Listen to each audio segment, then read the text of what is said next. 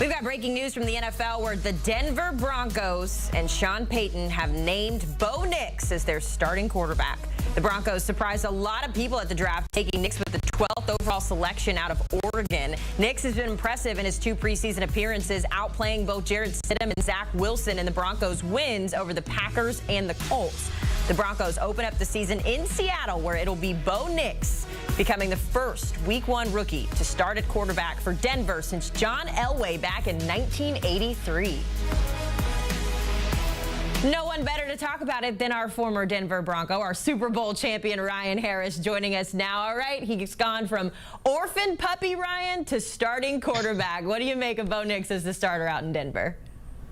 The inevitable has come true. This has been tracking this way, specifically the last 2 weeks, starting after the great performance that Bo Nix had against the Colts, into the joint practice with the Packers, where that week Bo Nix got more and more reps with the number ones, and then it finished with 2 scoring drives, and in which he threw another touchdown pass in the only 2 drives Bo Nix played in.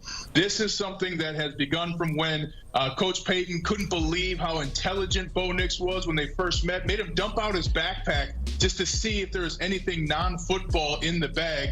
Not true. There was only a lacrosse ball for rolling out the muscles, a Bible, and a playbook. So Bo Nix from the beginning has had the ear and eye of Sean Payton, and his performance has only promoted all the best thoughts and feelings around a franchise quarterback for the front office and, most importantly, the players. He has 3 incompletions and 2 touchdown passes with no interceptions in his preseason. He had an 88% completion percentage against the Packers. Yes, they didn't have their number 1 defense out, and that's still incredibly high for a rookie. So the inevitable has happened. Bo Nix is the quarterback of the Denver Broncos for the foreseeable future. And as we mentioned in the lead-in here, Ryan, there were a lot of people that were scratching their head at the Broncos taking him at number 12. So obviously hindsight is 20/20 here. But when you look back on that pick at number 12, it sounds like Sean Payton knew what he was doing there with that draft pick.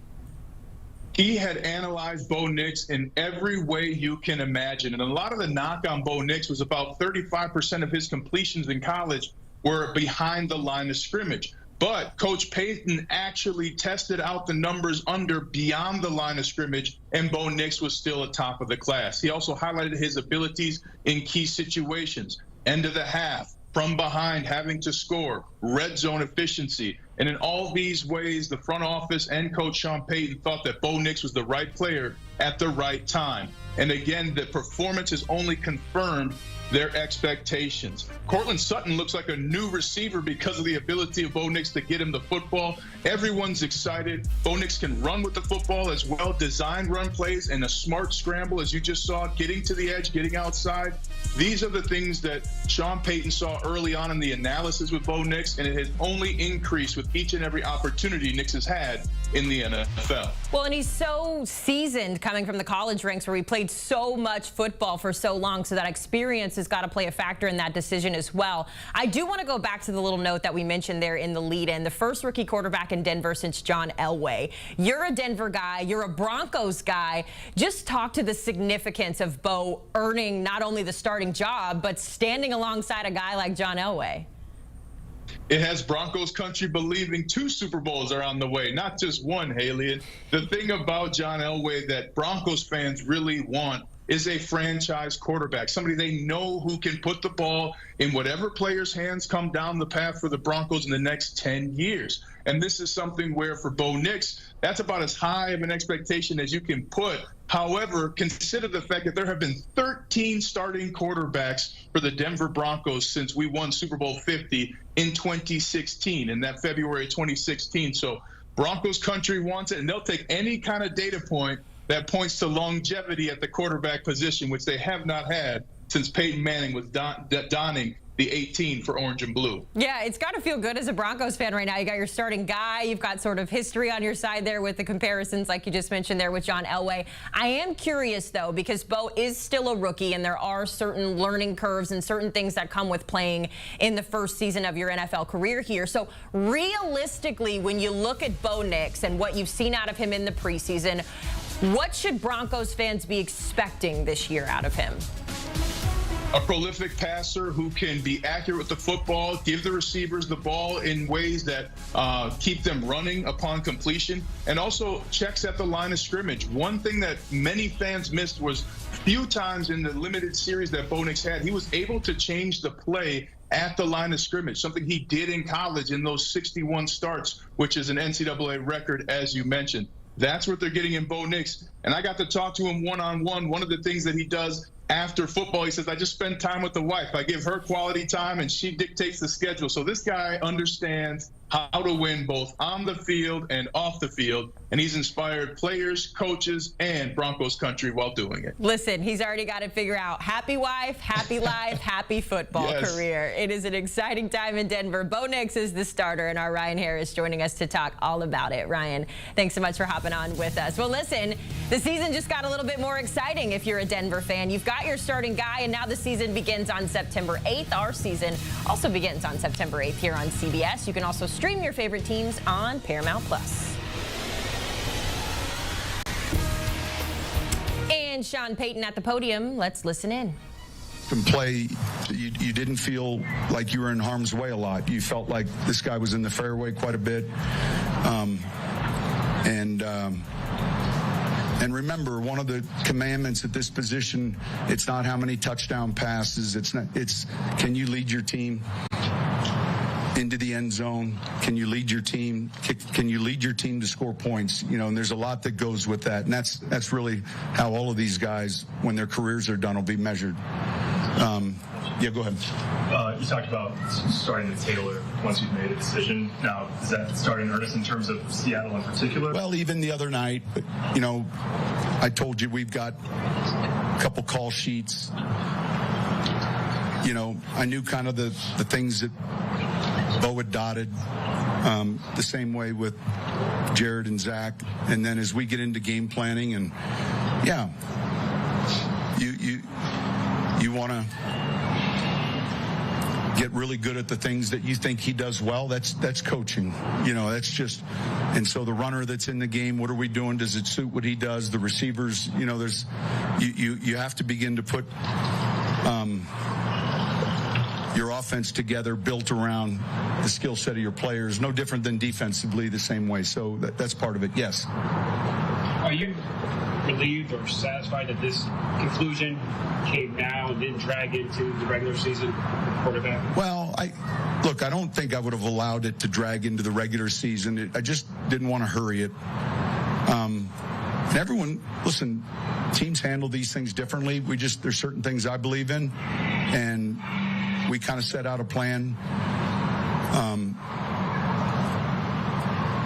You know, and so, look, I'm pleased with how he's playing, and it's much easier, you know, to make a decision like that. Much more difficult, maybe, if he wasn't having this. You know, you guys understand where we got a chance to see it, and but that's most important for the locker room, I think.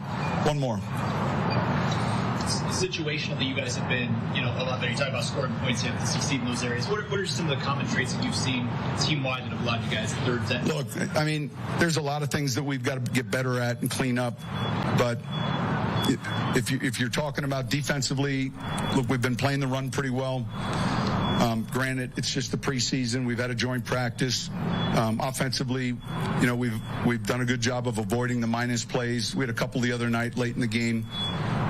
But staying on schedule gives you a much better chance of scoring. And then from the kicking game standpoint, you know, we're all finding our way through the obviously the kickoff and the kick return, and so we're still a good, you know, call it a week and a half almost left of what is training camp before we get into Seattle, and you know, we keep working at it. So that's kind of where we're at. Appreciate you guys. Yep. So an optimistic Sean Payton surrounding his new quarterback one, Bo Nix, who has been named the starter for that Week 1 Seattle game. And taking a look at how Vegas feels about the Broncos this year, here's how it looks. 20-1 odds to win the AFC West, so a little far off there. Maybe a Super Bowl in the future, maybe not. We'll have to wait and see, but we don't have to wait to hear from QB1. Here is Bo Nix. Kind of informed you guys that, hey, this is the decision going. What was that like for you hearing that in the process? Well, thank you. I appreciate it. It was really cool. It's, not every day to get that news, but obviously, as a room, we've been working hard and, putting a lot of good things on film, putting a lot of good things, on the practice field. And so to get that news is definitely a great thing. And so I'm super excited and, ready to get back to work again and go back to it and start again. Well, Coach told us that he told you on the practice field right before. Can you take us through that moment and what it was like hearing that? Yeah, he walked up, said he's going to tell you guys this afternoon. Let's have a good practice. At what point along the way here, whether, mini camp or in the camp, when did you start to feel like feeling comfortable? Was it right from the start, or did it take a little time? That's a unique question. There's still things that I'm trying to gain comfort in, other things that I feel comfortable with that started early. So I don't think as a quarterback you ever feel, ultimately extremely comfortable, because there's always a defense that you're having to go against, always certain things that you see or learn on a daily basis. But, the past few weeks I've felt really comfortable, and getting to a different defense, playing these preseason games have really helped me a lot, and I think that's helped in the growth process. But I feel really comfortable where I'm at now, and excited to get to the last week of preseason and then get to the full season. Oh, I know you said that a few weeks ago, but you'll be the first rookie to start at QB week 1 for this team since John Elway back in 1983. Just what do you think that moment will be like? And obviously going back to the city where you played before, what will that moment be like for you? Well, it'll be a special moment, and obviously that's great to share with such a great player like John Elway. But definitely want to consider going out there and doing whatever I can do ultimately for the team. Doesn't matter when your first start is. Doesn't matter if you have to wait or if you go right now. You just want to get out there and get the first win and ultimately compete at a high level and give your team the best chance possible. And so that's what my goal is at the beginning, is just to give our team the best chance to go out there and win games every week.